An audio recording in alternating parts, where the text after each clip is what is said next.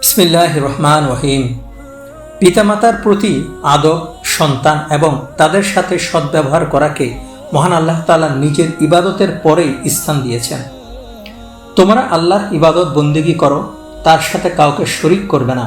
পিতামাতার সাথে আচরণ করো এবং নিকটাত্মীয়, এতিম এবং মিসকিনদের সাথে আচরণ করো।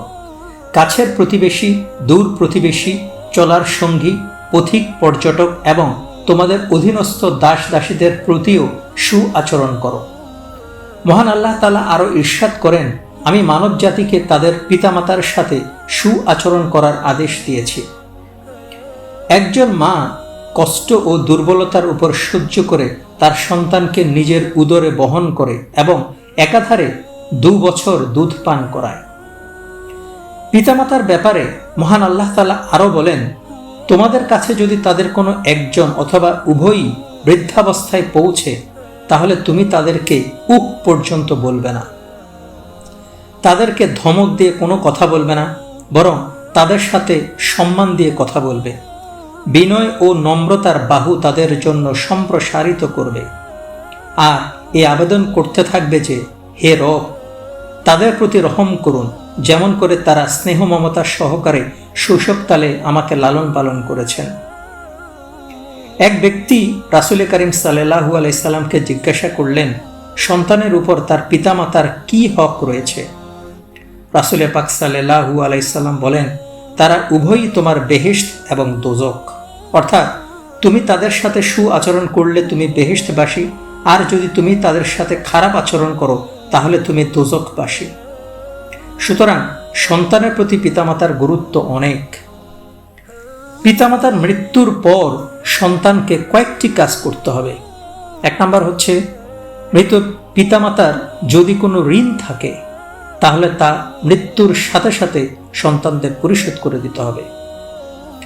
2 নম্বর হচ্ছে, দাফন কাফন অতি দ্রুত সমাধা করতে হবে।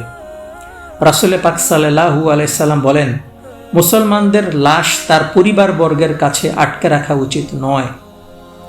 3 নম্বর হচ্ছে, দাফন করার পর তাদের জন্য দোয়া করা, আল কোরআন পাঠ করা এবং বেশি বেশি ইস্তেগফার পাঠ করা এবং কবরের পাশে কিছুক্ষণ বসে থাকা। 4 নম্বর হচ্ছে, মৃতের পক্ষ থেকে বেশি বেশি দান সদকা করা। এক ব্যক্তি রাসূল পাক সাল্লাল্লাহু আলাইহি সাল্লামকে বললেন, আমার আম্মা হঠাৎ ইন্তেকাল করেছেন। মৃত্যুর সময় তিনি কথা বলতে পারছিলেন না। যদি তিনি কথা বলতে পারতেন তাহলে দান করার কথা বলতেন। এই অবস্থায় আমি যদি তার পক্ষ থেকে দান খয়রাত করি তাহলে কি তিনি সওয়াব পাবেন? রাসূল পাক সাল্লাল্লাহু আলাইহি সাল্লাম বললেন, অবশ্যই তিনি সওয়াব পাবেন। 5 নম্বর হচ্ছে, মৃত পিতামাতার জন্য সন্তানের আরেকটি গুরুত্বপূর্ণ দায়িত্ব রয়েছে, বেশি বেশি করে একটি দোয়া পাঠ করা। রাব্বির হামহুমা কামা রাব্বায়ানি সাগীরা।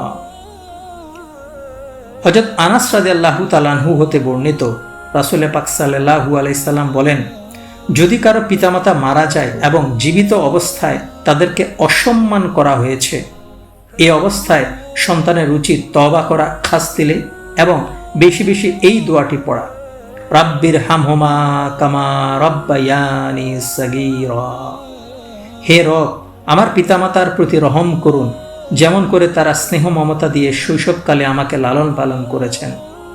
রাব্বির হামহুমা কামা রাব্বায়ানি সাগীরা। এই দোয়াটি বেশি বেশি পাঠ করলে মহান আল্লাহ তাআলা সেই সন্তানকে পিতামাতার হুকুম মান্যকারী রূপে গণ্য করে পিতামাতার অবাধ্যতার শাস্তি হতে অব্যাহতি দিবেন।